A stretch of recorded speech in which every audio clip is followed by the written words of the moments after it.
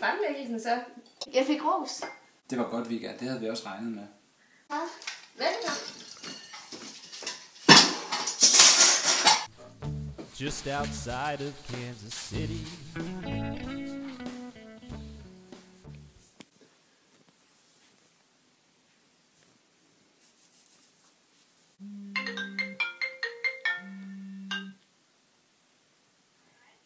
Hej.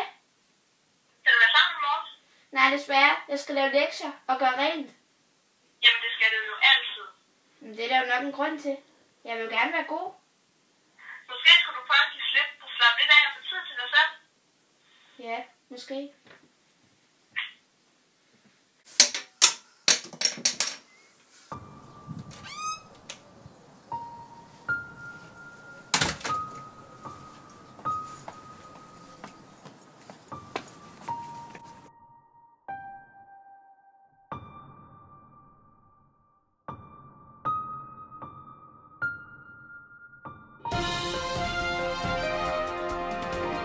Vi afbryder med kort nyt angående en sortklædt mand, der er brudt ud af en psykiatrisk afdeling på Odense Universitetshospital.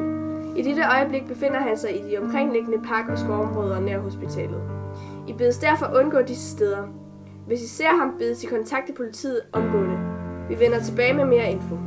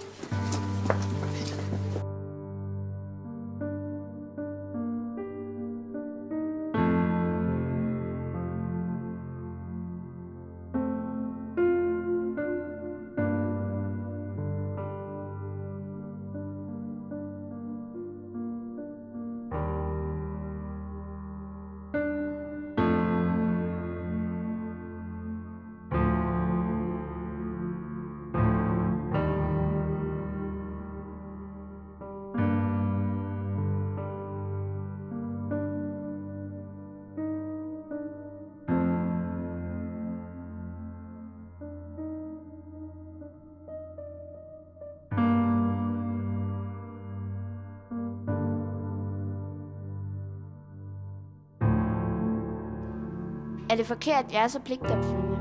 Skulle jeg bruge mere tid på mig selv?